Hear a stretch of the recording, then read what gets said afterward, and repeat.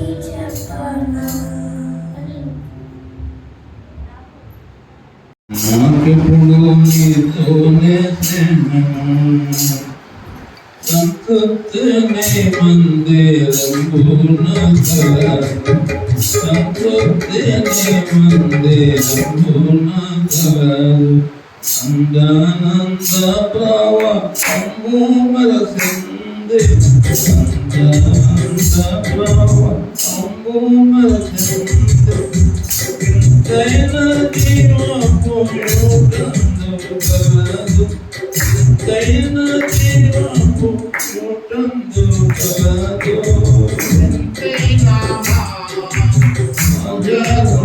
మాజరుగానికే ఎంతైనా మాజరుగానికే యేసు నీవే మా సర్వము మాకెప్పుడు నీతోనే స్నేహము యేసు నీవే మా సర్వము మాకెప్పుడు నీతోనే స్నేహము ఇంతటి ప్రేమను నేనెంతో పొందే ఇంతటి ప్రేమను నేనెంతో పొందే మొదటి ప్రేమను విడచిపెట్టితిని మొదటి ప్రేమను విడచిపెట్టితిని సమయానికి మొదటి ప్రేమను సమయానికి మొదటి ప్రేమను సగతంలో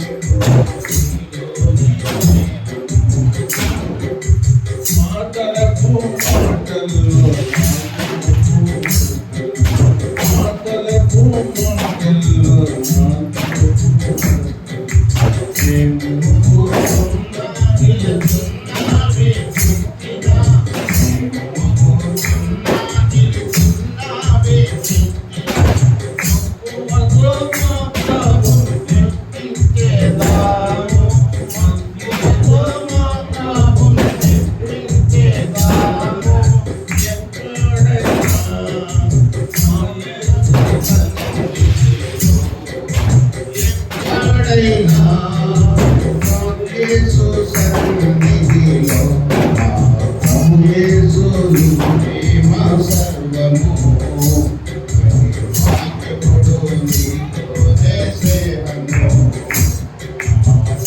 యేసు నీవే మా సర్వము మాకెప్పుడు నీతోనే స్నేహము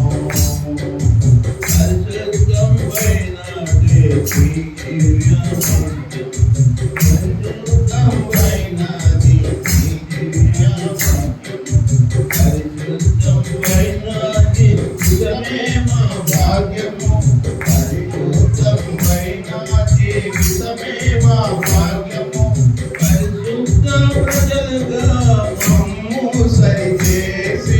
పరిశుద్ధ ప్రజలుగా మమ్ము సరిచేసి పాలించుము ప్రభు యేసు సన్నిధిలో పాలించుము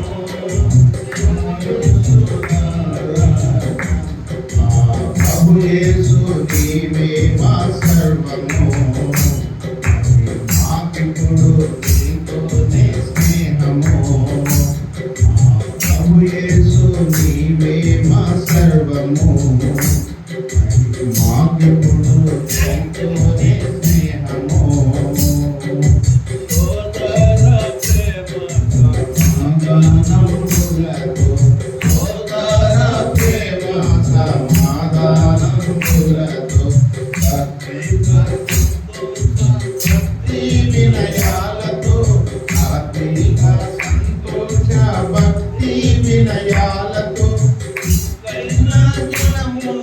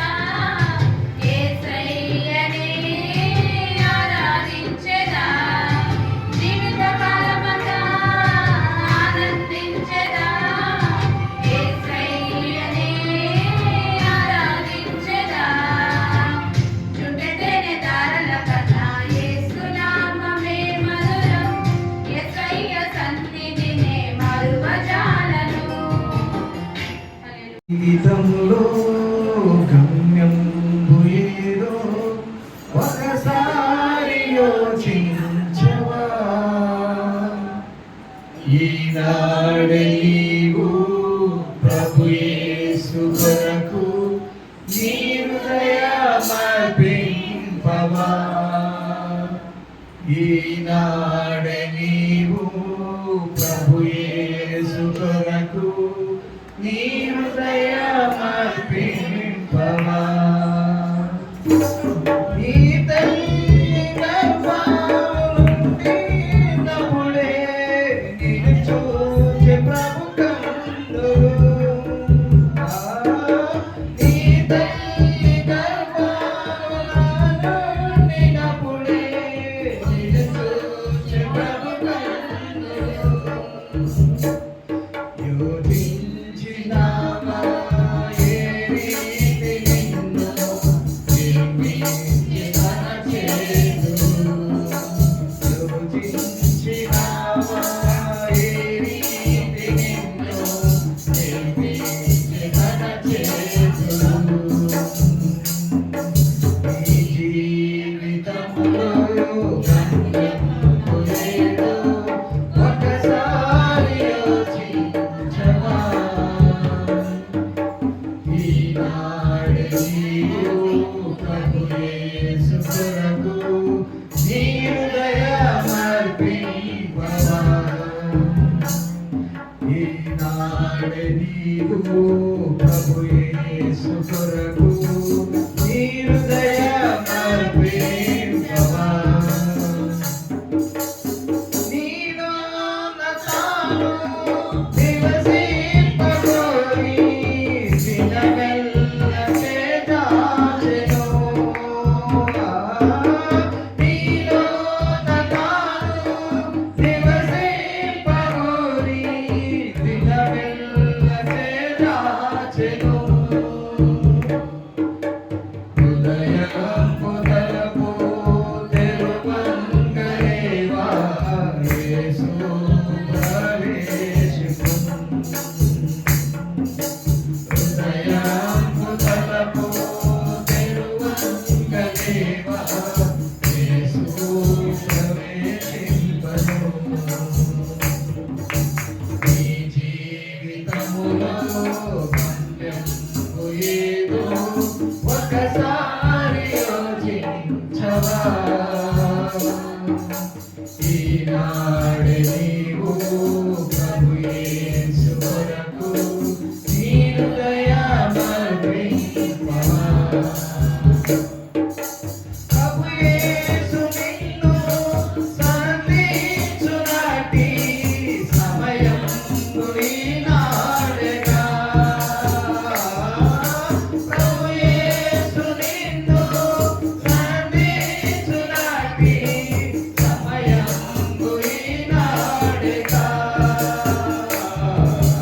ఈ చోటి నుండి ప్రభు యేసు లేక పోకు మోసోదరా ఈ చోట నుండి ప్రభు యేసు లేక పోకు మోసోదరా ఈ జీవితములో గమ్యము లేదు ఒకసారి యోచించవా ఈనాడే నీవు ప్రభు యేసు కొరకు నీ హృదయమర్పింపవా ఈనాడే నీవు ప్రభు యేసు కొరకు నీ హృదయమర్పింపవా హల్లెలూయా స్తుతియంతును నిఖిలాలోక పూజ్యుడా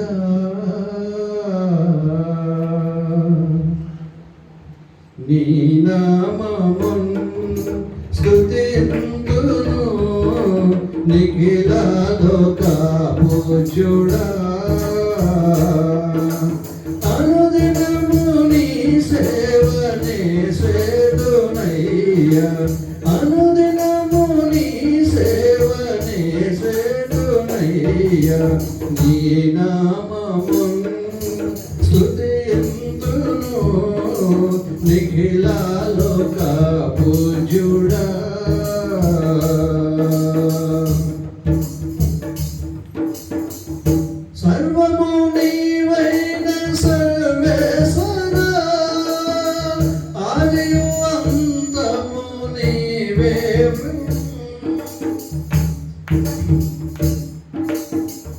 సర్వము నీవైన సర్వేశ్వరా,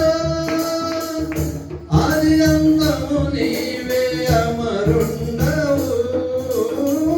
సర్వము నీవైన సర్వేశ్వరా, ఆది అంతము నీవే అమరుండవు.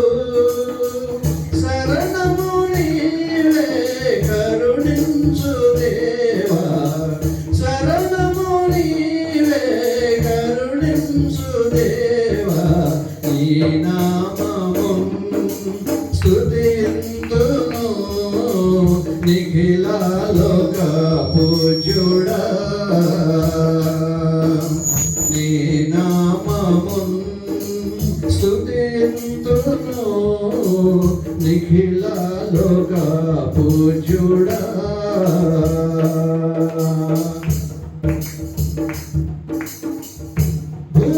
భూమండలమును సృజించిన జలరాశులపై నిర్మించిన, భూమండలమును సృజించిన జలరాశులపై నిర్మించిన మహోన్నతుడా మము దేవా, మహోన్నతుడా మము దేవా. నీ నామమున్ స్తుతింతును నిఖిల లోక పూజ్యుడా.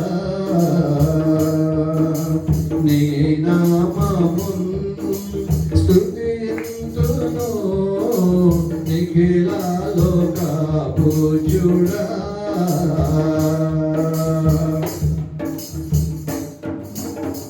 యుగ యుగములలో నీవే ప్రభు, తరతరములలో నీవే ప్రభు.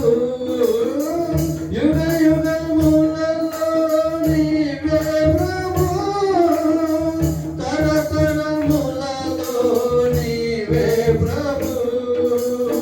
జీవము గల మా దేవాది దేవా, జీవము గల మా దేవాది దేవా. నీ నామమున్ స్తుతింతును నిఖిల లోక పూజ్యుడా. నీ నామమున్ స్తుతింతును నిఖిల లోక పూజ్యుడా. అనుదినము నీ సేవ చేసేదునయ్యా, అనుదినము నీ సేవ చేసేదునయ్యా. నీ నామమున్ స్తుతింతును నిఖిల లోక పూజ్యుడా. నీ నామమున్ స్తుతింతును నిఖిల లోక పూజ్యుడా. Praise the lord. ఈ విధంగా మన మధ్యలోకి డేవిడ్ అన్న రావడం జరిగింది. ఆయనకి గత దినాల్లో యాక్సిడెంట్ అయిందని అదే విధంగా మనకు తెలియపరిచాం. సంఘం అంతా ప్రార్థన చేసామా లేదా? ఈ విధంగా దేవుడు ఈ రోజున అన్నని మన మధ్యలో తీసుకురావడం జరిగింది. నాన్నగారు కూడా ఇదే సమయంలో కొద్దిగా ఇబ్బందులు కలగడం వల్ల అన్నను దర్శించడానికి అవకాశం లేకపోయినా తను ప్రేమించి సంఘాన్ని ప్రేమించి విధంగా సహవాసంలో కలిసి ఉండడానికి ఆమెకి ఇచ్చిన ఈ ధన్యతను బట్టి వదనాలు. ప్రభు సన్నిధిలో ఏదైతే మనం ప్రార్థన చేస్తున్నామో ప్రార్థనకి ప్రతిదీ కూడా జవాబు దయచేసే దేవుడు మన దేవుడు. కాబట్టి ఆయన బిడ్డల్ని ఆయన అన్నడు కూడా విడిచిపెట్టే దేవుడు కాదు. మనుషులందరూ విడిచిపెట్టేస్తారు కానీ దేవుడు మాత్రం విడువడు, ఎడబాయడు. కానీ కొన్ని విషయాల్లో ఈరోజు ప్రార్థన కూటం మన సంఘంలో దేవుడు గొప్ప కార్యాలు చేస్తున్నాడు. ఏం చేస్తున్నాడు అన్నట్లయితే ఇప్పటి వరకు ప్రభు సన్నిధిలో కన్నీరు పెట్టి మనం మొరపెట్టగా దేవుడు మన ప్రతి ప్రార్థన ఆలకించి మన కన్నీటిని తుడిచిన దేవుడు మన దేవుడు. ఉన్నట్టు కదా, గొప్ప కార్యాలను పాట చేశాడు. నేను మాత్రం మన సంఘం విషయంలో నేను ఎంతగానో అతిశయిస్తున్నాను. దేని బట్టి? నా దేవుని బట్టి. ఎవరు కూడా చూపించలేని ఆ ప్రేమ నా పట్ల చూపించాడు దేవుడు. ఆయన కరుణించాడు. ప్రభువాకి పరిచయం చేయాలి, నాకు ఒక చిన్న మందిరం ఇమ్మన్నాను. ఈ దేదీప్యమానమైన మందిరాన్ని దేవుడు నాకు ఇచ్చాడు. అందులో బట్టి నేను దేవుని స్తుతిస్తున్నాను. హల్లెలూయా. కాబట్టి దేవుని మందిరం కట్టడం ఇది గొప్పతనం కాదు, కానీ దేవుని మందిరంలోంచి మన ఆత్మధ్వనులు ప్రభు సన్నిధి చేరాలి. అసలు మన ప్రభు ప్రార్థన కొన్ని చోట్లకు నేను వెళ్ళినప్పుడు మొదటి ప్రేమ చల్లారిపోతా ఉంది. ఇదివరకు ఉన్నంత ప్రేమ, ఇదివరకు ఉన్నంత భక్తి ఉండలేకపోతూ ఉంది. కారణం ఏంటండి అని మనం అడిగినట్లయితే, మా ప్రార్థన దేవుడు ఆలకించట్లేదు అన్నట్లుగా వాళ్ళ జవాబు ఉంటుంది. మనం ఒకటి మాట్లాడుతుంటూ కూడా మాట్లాడుతున్నారు. కారణం ఏంటంటే, దేవుడు మా పక్షాన చిన్న చూపు చూస్తున్నాడు అన్నట్టుగా చూస్తున్నారు. దేవుడు అలాగా మన పక్షంలో చిన్న చూపు చూడడం. మరి ఎందుకని నా ఇంట్లో ఈ శ్రమలు, ఈ ఇబ్బందులు ఎందుకని తీరట్లేదు? ఎందుకని మా బిడ్డలు మారట్లేదు? ఎందుకని దేవుని సన్నిధికి రావట్లేదు?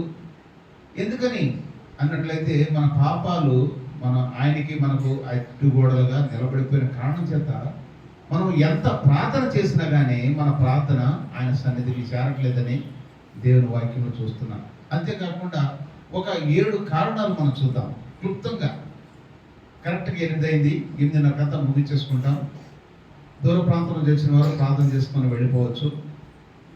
అయితే ప్రార్థన వినకుండా దేవుడు ఎందుకని మన విషయాల్లో కొన్ని జవాబులు ఇవ్వట్లేదు అన్నట్లయితే కొన్ని మాటలు మనం చూద్దాం. కీర్తన గ్రంథం 66వ కీర్తన 18వ వచనం. 66వ కీర్తన 18వ వచనం. నా హృదయంలో నేను పాపమును లక్ష్యము చేసిన ఎడల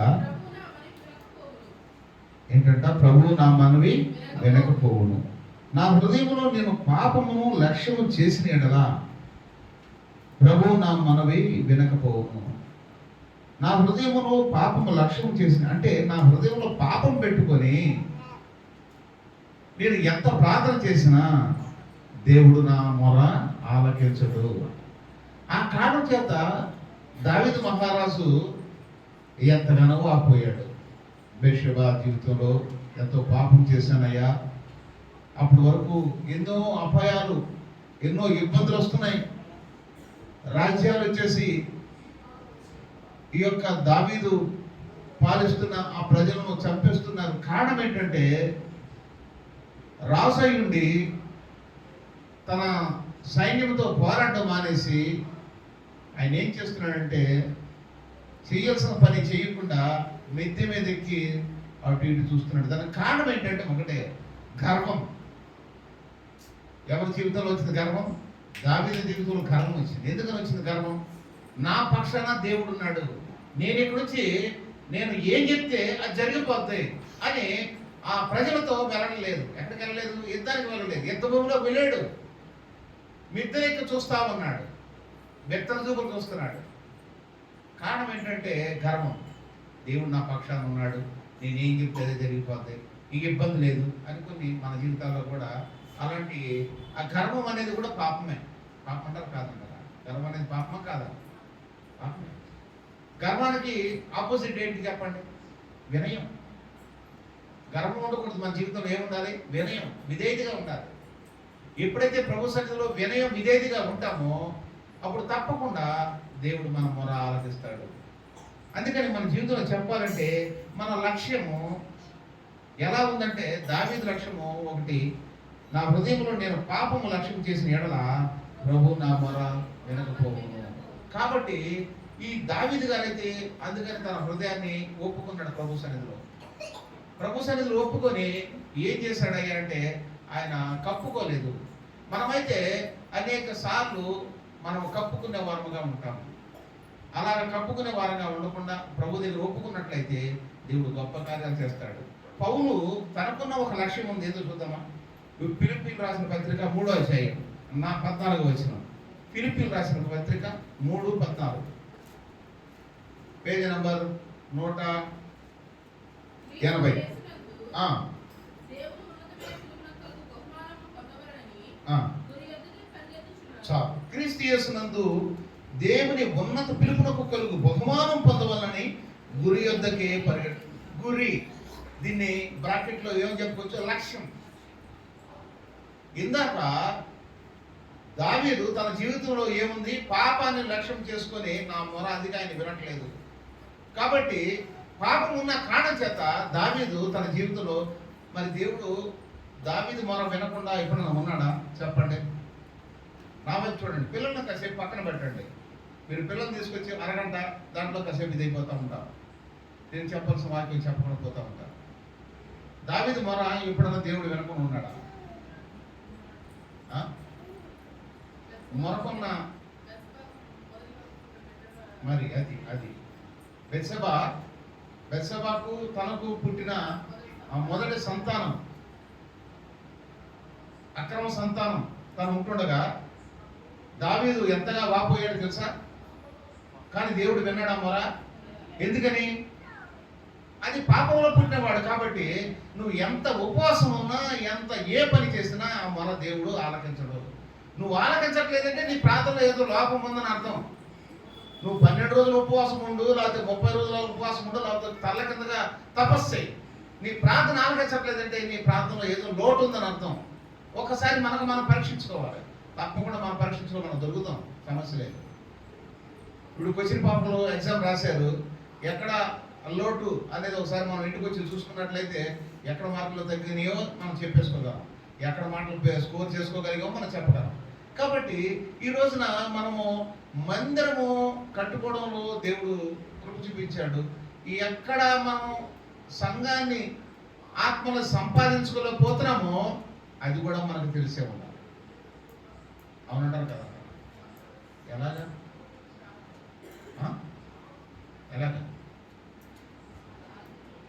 నేను చెప్పింది మీకు అర్థం కాలేదా? అర్థమైతే చెప్పండి. సంఘాన్ని కావాలని ప్రార్థన చేసినప్పుడు దేవుడు మనకి ఇచ్చాడు. మరి ఆత్మల కోసం ప్రార్థన చేస్తున్నాం, అది దేవుడు ఆ విషయంలో కొంత వెనకంజ వేస్తున్నాడు. అది కారణం ఏంటి? ఇది మాత్రం చెప్పలేరు. దావీదు తన జీవితంలో ఏది పోగొట్టుకున్న కారణం చేత ఆయన మొర వినలేదు. అది పాపంలో పుట్టినవాడు కాబట్టి ఆయన కోసం ఎంత ప్రార్థన చేసినా కానీ ఆ ప్రార్థన ఆయన ఆలకించలేదు. ఈ రోజు కూడా మనం ఆత్మను సంపాదించలేకపోతున్నామంటే మన ప్రార్థనలో ఏదో లోపం ఉంది. ప్రార్థనలోనే కాదు, మన ప్రవర్తనలో. ప్రార్థన ఎలాగొస్తుంది? హృదయం నిండిన దాన్ని బట్టి నోరు మాట్లాడుతుంది. హృదయంలో ప్రార్థన రావాలంటే నోట్లోంచి రావాలి. నువ్వు ప్రార్థన చేయాలంటే ఎలా చేస్తావు? హృదయంలోనే చేయాలి. అంతేగాని కంఠస్థ ప్రార్థన మనం చేయకూడదు. కంఠస్థ ప్రార్థన అంటే ఏంటి? చిన్నప్పటి నుంచి మనం ఎక్కాలు నేర్చుకుంటామే, అది ఎప్పుడు 1 2 2 2 4 2 3 6 అంతే తప్ప ఇంకోటి అవ్వదు. కానీ ప్రార్థనలు అలా కాదు. నువ్వు మెట్టు ఎదిగే కొద్దీ నీ ప్రార్థన భావం శైలి మారిపోతూ ఉంటుంది. కంఠస్థ ప్రార్థన రాకూడదు. వాక్యాన్ని బట్టి మనం ప్రార్థన చేసే వారంగా ఉండాలి. దైవ సేవకుడు ప్రార్థన చేస్తాడు. ఇప్పుడు దేని గురించి మాట్లాడుతాను? లక్ష్యం. ఈ లక్ష్యం ఏంటి? తన లక్ష్యం ఏంటో, తన గురేంటో, తన లోపం ఏంటో తెలుసుకున్నాడు. ఎవరు? మనం కూడా లోపాన్ని తెలుసుకోవాలి. లోపాన్ని తెలుసుకొని గత దినాల్లో చాలా జనం వచ్చేవాళ్ళు. అది ఈవినింగ్ పెట్టినందుకు వచ్చేవాళ్ళ, పగలు పెట్టినందుకు రావట్లేదా? ఓకే, ఇంకా దానికి దీనికి ఇంకా ఏంటి డిఫరెన్స్? కొన్ని డిఫరెన్స్ మనమే ఆలోచించుకొని సంఘమైన మనము సేవకుడైనా సేవకురాలైనా మాకు ఆ థాట్లు రాకపోవచ్చు. మీరు కూడా విశ్వాసం మనం అందరం కలిసి సంఘం యొక్క విశిష్టత కొరకు, మందిర క్షేమాభివృద్ధి కొరకు మనం అందరం కూర్చొని దేవుని సన్నిధిలో ప్రార్థన చేసుకొని మాట్లాడుకొని ఏ విధంగా సంఘాన్ని, అందుకనే ఒక మాట ఉంది, గొర్రెలు కంటాయి, కాపరి కనడం. కాబట్టి గొర్రెలమైన మీరు అందరూ కూర్చొని కలిసికట్టుగా సంఘాన్ని ఏ విధంగా రాబో దినాల్లో అభివృద్ధి వైపు మనము పరుగులు పెట్టించాలో మనం నేర్చుకోవాలి, తెలుసుకోవాలి. దేవుడు అందుకే కదా మన సంఘాన్ని ఇచ్చాడు. ఆయన ఒక పందెం వేసుకున్నాడు అనుకుంటా మనతో. ఏమనంటే నువ్వు మందిరం మందిరం మందిరం అంటున్నావు కదా, మందిరం ఇస్తాను, ఎంతవరకు నింపుతావు చూస్తానని కూడా పందెం వేసుకుని ఉంటాడు. ఈ దీంట్లో మనం ఓడిపోవాలా గెలవాలా? ఓడిపోవాలా గెలవాలా? గెలవాలంటే ఏం చేయాలి? గెలవాలంటే ఏం చేయాలి? ప్రార్థన చేయాలి. ప్రార్థన చేసి ఏం చేయాలి? ప్రార్థన చేసి ఏం చేయాలి? పొందుకోవాలి. ఇప్పుడు మీకు నేను ఎక్కువ కూడా ఎలా చెప్తానంటే వాక్యం చిన్నపిల్లలు చెప్పినట్టు చెప్తా. ఆకలేస్తుంది, బాగా ఆకలేస్తుంది. ఆకలేసిన సమయానికి ఎపిసోడ్ ఇంటికి వెళ్ళి వచ్చా. అమ్మ ఆకలేస్తుందమ్మా అనగానే మామయ్య ప్రార్థన చేద్దాం రా అందనుకో, ఎలా ఉంటుంది అంటావు? అర్థం చేయి, తప్పలేదు. ఆకలేస్తుంది, దాహం వేసేస్తుంది తల్లి అంటే ప్రార్థన చేద్దాం మామయ్య. అమ్మా ఇంట్లో చాలా గట్టిగా ఉంది పరిస్థితి, చెప్పలేదులే, చెప్పాను అనుకో, అర్థం చేద్దాం మామయ్య. వెళ్ళటానికి కూడా పెట్రోల్కి డబ్బులు లేవమ్మా, అర్థం చేద్దాం మామయ్య. ఎలా ఉంటుంది అంటారు ఈ జవాబు? బాగుంటుంది కదా? చాలా బాగుంటుంది కదా? చాలా బాగుంటుంది. చప్పట పడుతుంది, చాలా బాగుంటుంది అన్నవాళ్ళు. ఆకలేసినప్పుడు ఏం చేయాలి? దాహం వేసినప్పుడు ఏం చేయాలి? ప్రార్థన చేయొచ్చుగా. ప్రార్థనే, కార్యాలు కార్యాలే. క్రియలు లేని విశ్వాసం మొత్తం. క్రియలు చూపించాలి.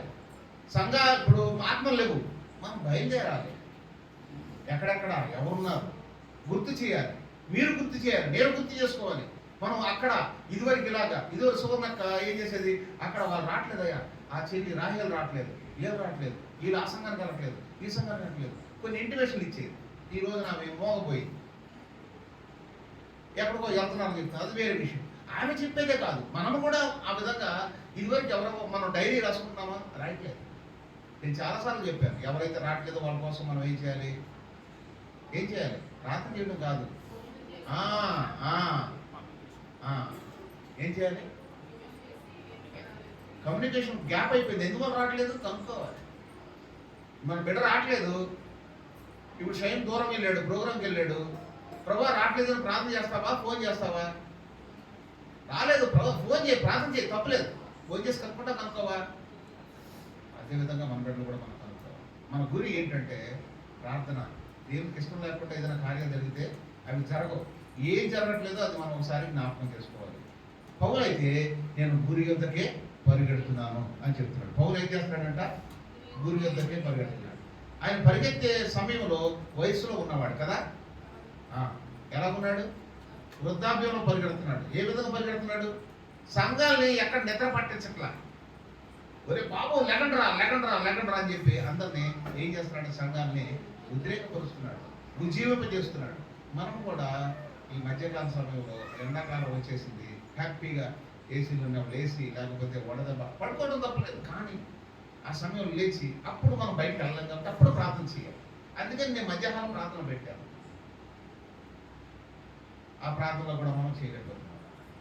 అందువల్ల దేవుని సన్నిధికి మనవి ఆలోచించట్లేదు. ఆ కారణం వల్ల దేవుడు మన మొర వినట్లేదు. దీన్ని ఏమంటారంటే లక్ష్యం లేని ప్రార్థన. ఈ పాయింట్ పేరేంటి? లక్ష్యం లేని ప్రార్థన. రెండవది మత్తయి సువార్త 6వ అధ్యాయం 5వ వచనం.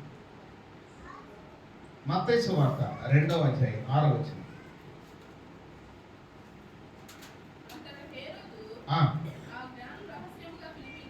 ఏంటిది? మత్తయి సువార్త 6వ అధ్యాయం 5వ వచనం.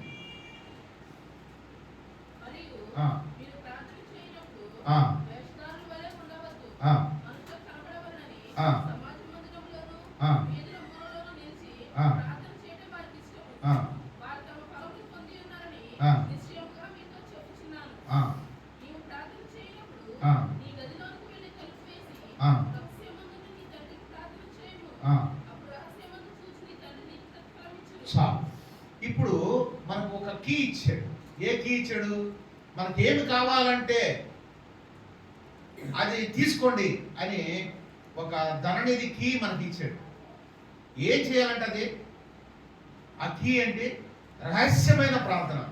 ప్రార్థన అంటే నలుగురు కూర్చున్న ప్రార్థన ఉంటుంది, ఏకాంత ప్రార్థన ఉంటుంది. కానీ దేవుడికి ఇష్టమైన ప్రార్థన ఏంటంటే ఏ ప్రార్థన? అంటే సహవాసంగా కూర్చొని ప్రార్థన ఆయనకి ఇష్టం ఉండదా? ఇష్టమే. కానీ ఇక్కడ చెప్పిన మాట ఏంటంటే రహస్యమందు చూచు నీ తండ్రి నీకు ప్రతిఫలం ఇచ్చును. నీకు ప్రతిఫలం కావాలంటే నువ్వు ఎలా చేయాలి ప్రార్థన? రహస్యంగా చేయాలి. నా మాట అర్థం కావట్లేదు కదా? అర్థమవుతుందా? అర్థం కావట్లేదా? ప్రార్థన ఎలా చేయాలి అంటే రహస్యంగా అంటే ఎలా చేయాలి? మన ఇళ్ళల్లో రహస్యంగా ప్రార్థన అంటే ఏంటి? తలుపులు వేసుకోనంటే ఎందుకంటే మన మైండ్ సెట్ బయటకు వెళ్ళకుండా ఉండాలని. ఇప్పుడు అందరూ పనులు చేసుకున్న సమయంలో మనం రహస్య ప్రార్థన చేయలేము. మరి ఎప్పుడు చేయొచ్చు రహస్య ప్రార్థన? మధ్యాహ్నం అప్పుడు. ఇంకా మనం రెస్ట్ తీసుకున్న సమయంలో రహస్య ప్రార్థన. నా భర్త వినాలని ప్రార్థన ఉంది, అది కూడా ఉంది. ఆ ప్రార్థన కూడా చేయదు. నా భర్త వినాలి, నా బిడ్డలు వినాలి, ఆ ప్రార్థన ఉంది. రహస్య ప్రార్థన ఎందుకంటే నీ యొక్క మనవి ఆయన ఆలకించాలంటే నీకు ప్రతిఫలం కావాలంటే రహస్య ప్రార్థన. రహస్య ప్రార్థన వల్ల ఏం జరుగుతుందంటే అబ్బా అది అనుభవించిన వాళ్ళకి తెలుస్తుంది.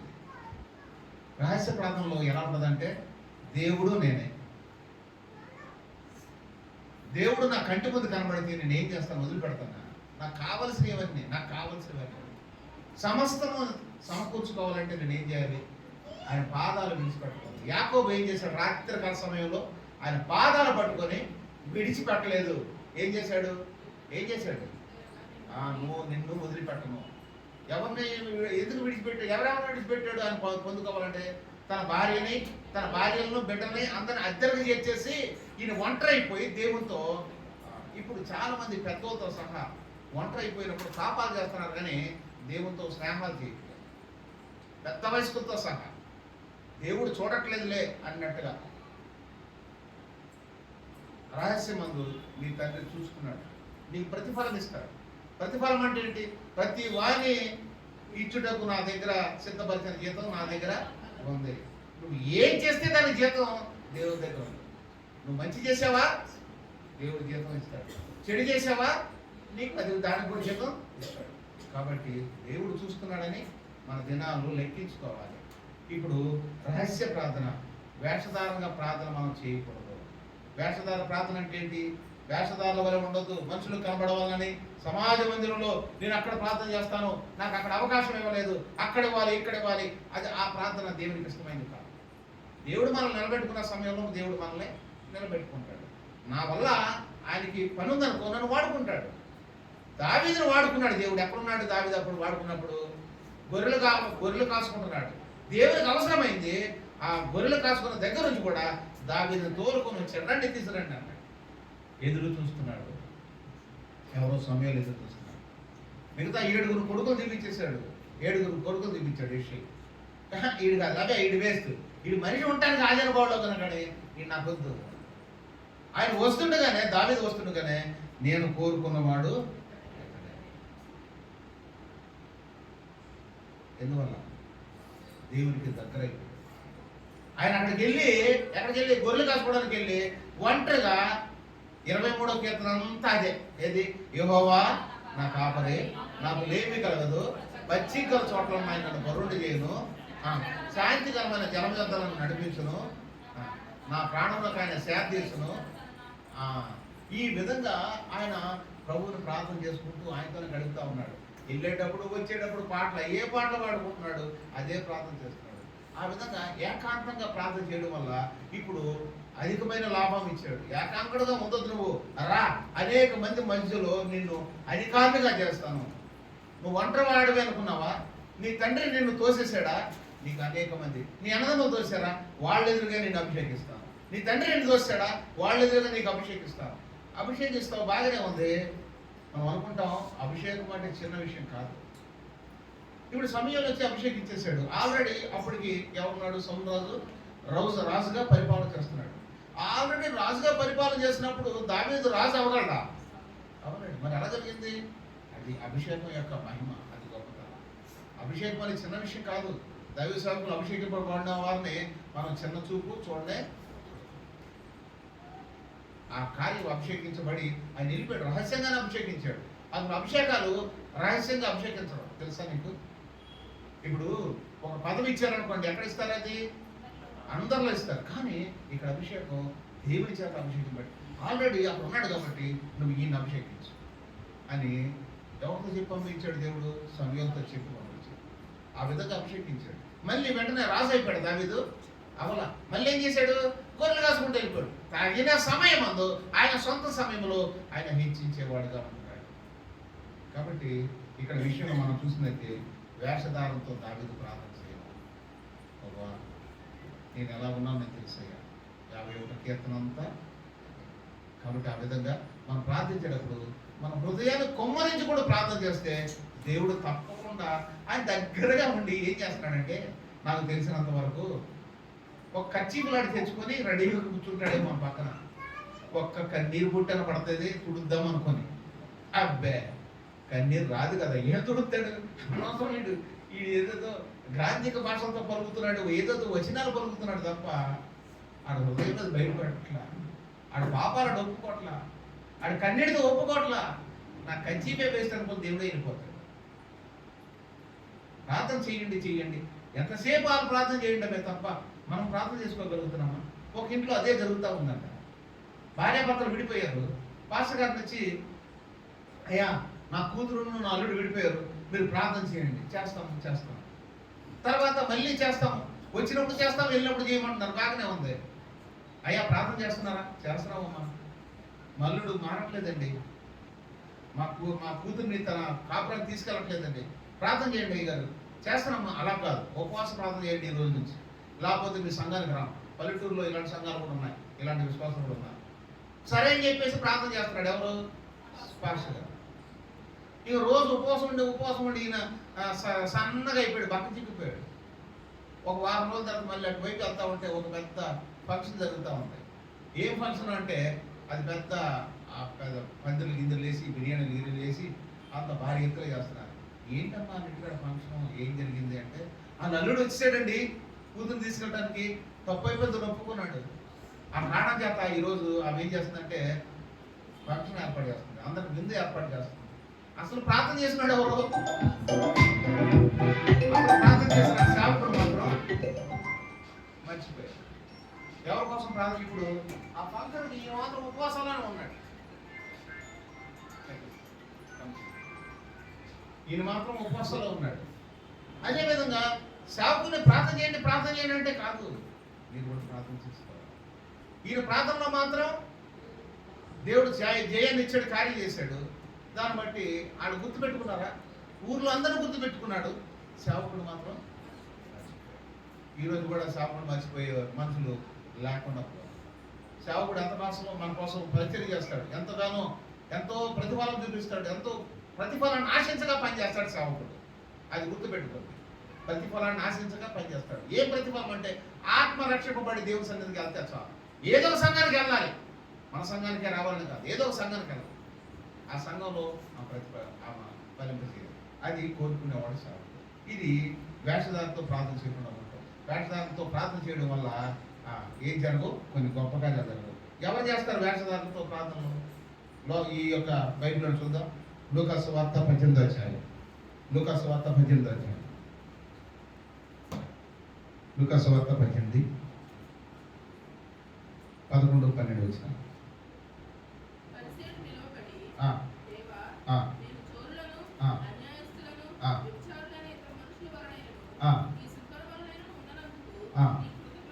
ఎవరంట? పరిసయ్యుడు నిలువబడి, దేవా నేను చోరులను, అన్యాసులను, వ్యభిచారులను, ఇతర ఈ సొంకరి వలె, అంటే ఇంకోటి మీద కంప్లైంట్. ఈడు ప్రార్థన చేస్తున్నాడు, ఆడు ప్రార్థన చేస్తున్నాడు, కానీ ఒకటి మీద కంప్లైంట్. ఒకటి కంప్లైంట్ మనకు వద్దు, నీ ప్రార్థన నువ్వు చేసుకో. ఆయనకంటే నేను బెటరు, ఇదివరకు ఒకప్పుడు అలా ఉండేవాడు, ఈ రోజు ఇలా ఉన్నాను, ఒకరి గురించి మన కంప్లైంట్. ఇది వేషధార ప్రార్థన. అందరిలో ప్రార్థన చేయట్లా, దేవుని దగ్గరే ప్రార్థన చేస్తున్నాడు. అందరిలో ముందు మందిరంకి వెళ్ళిపోయి ఆయన గురించి కంప్లైంట్ ఇస్తున్నాడు. అది వేషధార ప్రార్థన. అలాగే వేషధార ప్రార్థన దేవుడు ఆలకిస్తాడా? ఆలకించడం వాళ్ళ లిస్టులు చెప్తున్నాను. ఇప్పుడు ఎవరెవరి లిస్టులు ఆలోచించలేదు? లక్ష్యము లేని ప్రార్థన దేవుడు ఆలకించడు, వేషధార ప్రార్థన దేవుడు ఆలకించడు. యాకోబు గ్రంథం, యాకోబు పత్రిక 5వ అధ్యాయం. యాకోబు పత్రిక 5వ అధ్యాయం 4, 5, 6 వచ్చిన.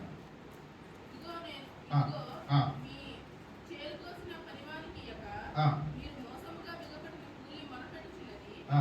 మీ కోతవరి కేకలు సైన్యములకు అధిపతియగు ప్రభువు యొక్క చెవులలో చొచ్చి ఉన్నవి. సరిగ్గా చదివితే బాగుండదేమో. ఇదిగో మీ చేలు కోసిన పనివానికి ఇయ్యక మీరు మోసముగా బిగబట్టిన కూలి మొరపెట్టి, అది ఏదంట? ఏ కూలి మొరపెడుతుంది? మోసముగా. ఇదేంటిది? ఇది ఒకసారి మీరు మీకు ఐడియాకి వస్తుందా? బిగబట్టిన కూలి. బిగబట్టిన కూలి ఏం చెప్పగలరు మీరు? మలాకీ గ్రంథం ఉందనుకుంటాగా. బిగబట్టిన కూలి మలాకీ గ్రంథం ఉంది అనుకుంటాను. చూడండి ఒకసారి, నాకు ఎందుకు గుర్తొచ్చింది. మలాకీ గ్రంథం 3వ అధ్యాయం 9వ వచనం. ఈ జనులను ఆ, నా యొద్ద ఆ. దొంగిలించునే ఉన్నారు. ఆ, మీరు శాపగ్రస్తులై ఉన్నారు. ఆ, నా మందిరములో ఆహారం ఉండునట్లు ఆ, 10వ వంతయు ఆ, మీరు నా మందిరపు నిధిలోనికి తీసుకొని రండి. ఆ. దీన్ని చేసి ఆ. మీరు నన్ను శోధించిన యెడల ఇప్పుడు ఏంటంటే అర్థం? 10వ వంతు తీసుకురండి. ఇప్పుడు బిగబట్టేశారు. ఎంత ఇచ్చి ఎంత బిగబెడుతున్నారు? 10వ వంతు మొత్తం ఇస్తున్నాం మనము ప్రభు సన్నిధికి. ఇది ఈ లిస్టులోకి వస్తారు.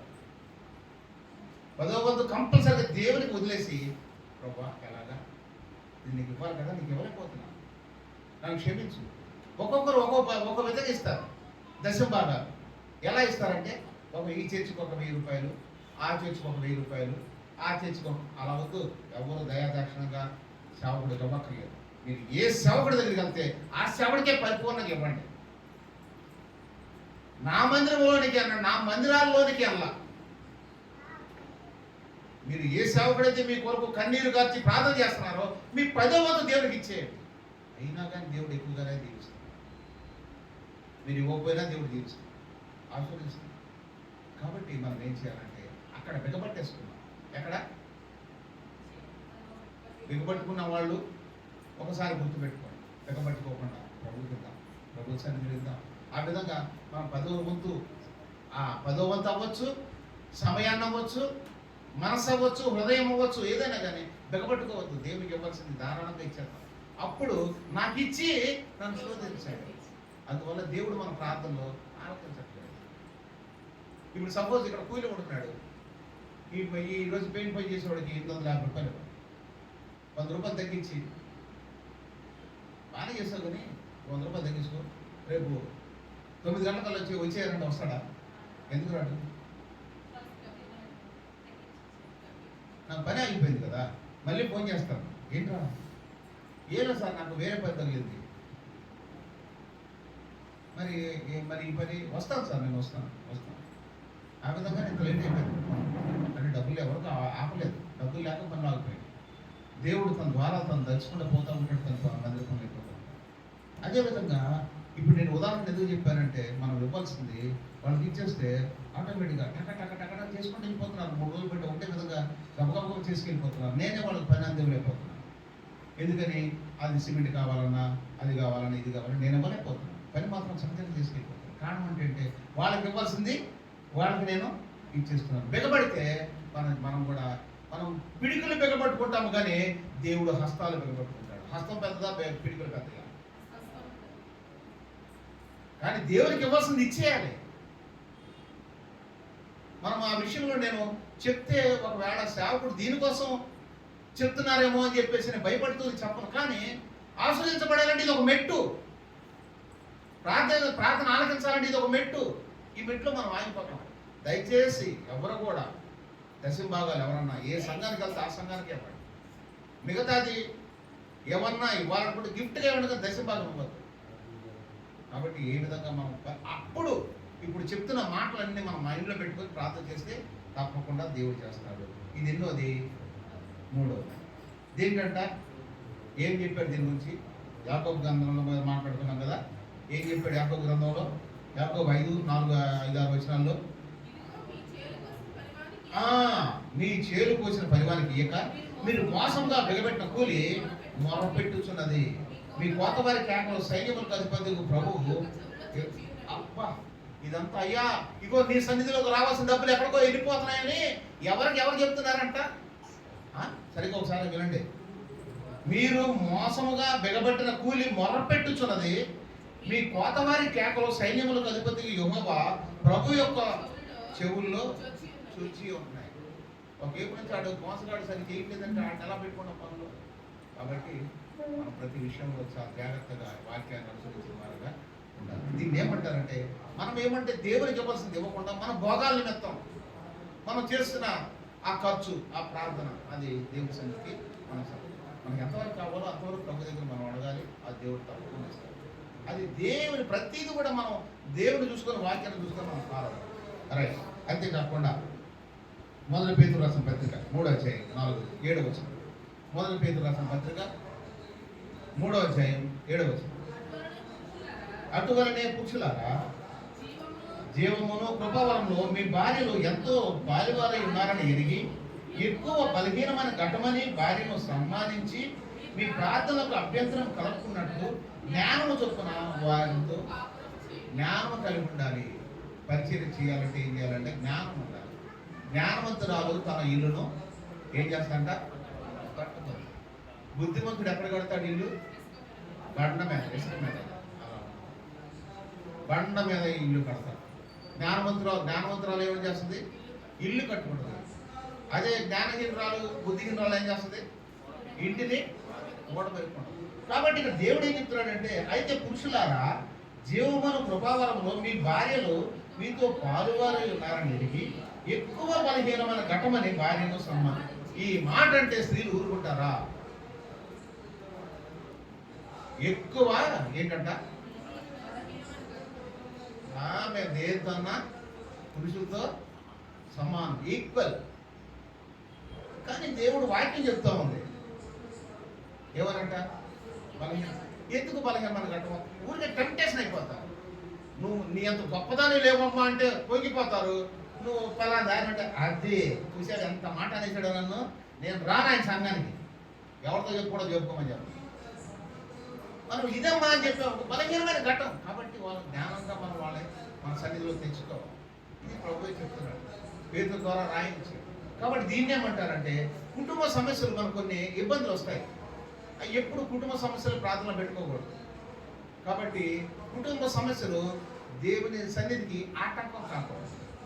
24 గంటలు అయ్యా నేను ముందు వచ్చేద్దాం అనుకున్నాను ప్రార్థనకి, మా ఆయనే నాకు అనుకో, మళ్ళీ నా కొడుకే నాకు ఇబ్బంది పెడతాడు, నా భర్తే నన్ను ఇబ్బంది పెడుతున్నాడు, అందువల్ల నేను రాలేకపోతున్నాను అంటే నీ ప్రార్థన కూడా ఆయన జరగదు. కుటుంబ సమస్యలు దేవుని సన్నిధికి అది కారణం కాకూడదు.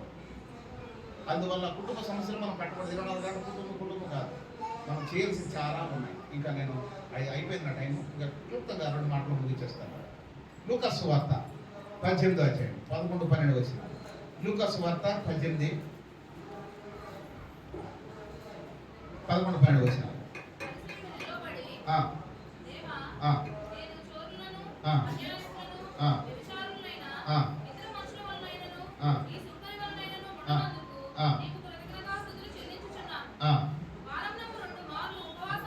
వారమునకు ఎన్నిసార్లంట?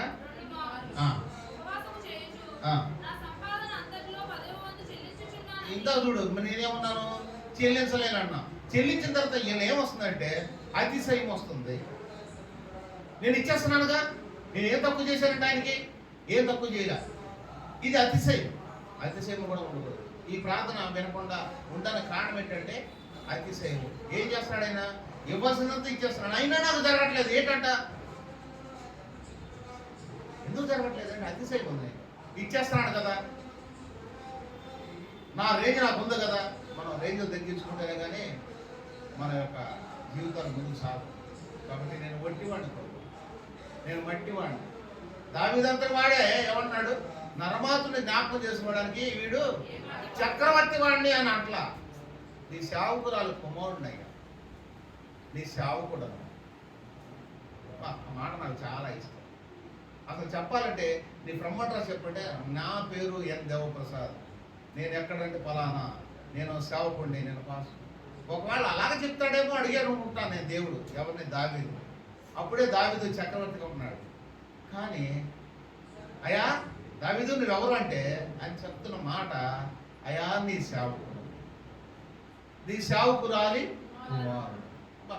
ఎంత తగ్గింపు! ఆ తగ్గింపు ప్రార్థన మనకు అవసరం. అతిశయ ప్రార్థన మనకు వద్దే.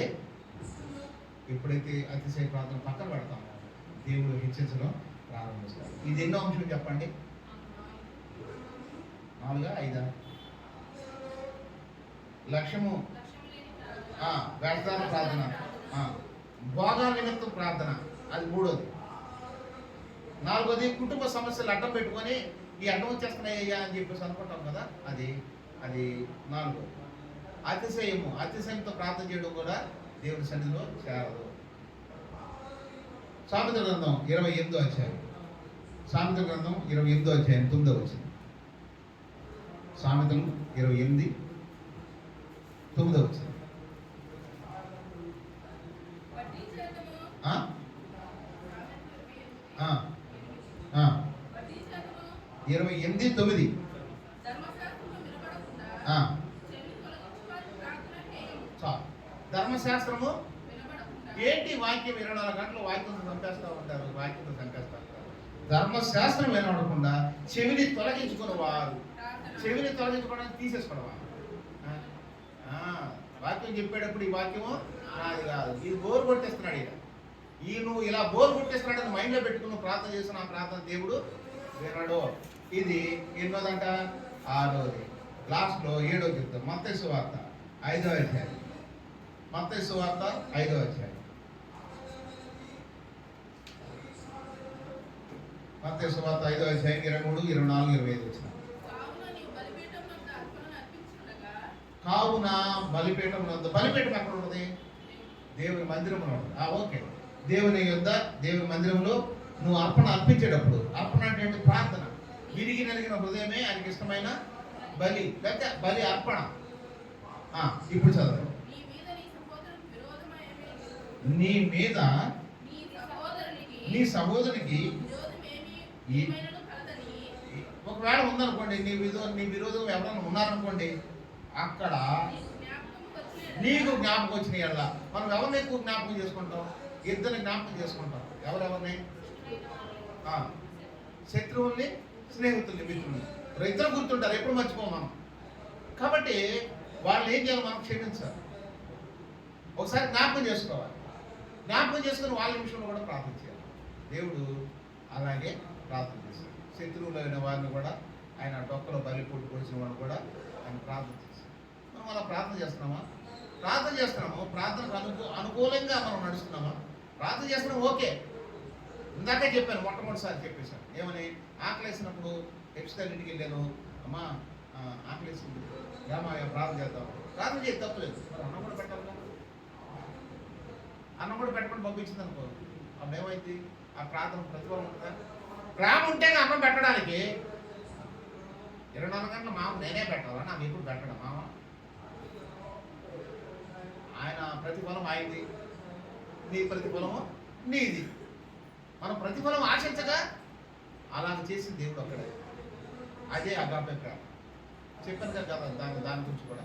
ఆ ప్రేమను దేవుడు మన ప్రతిఫలం ఆశించగా ప్రేమించాడు.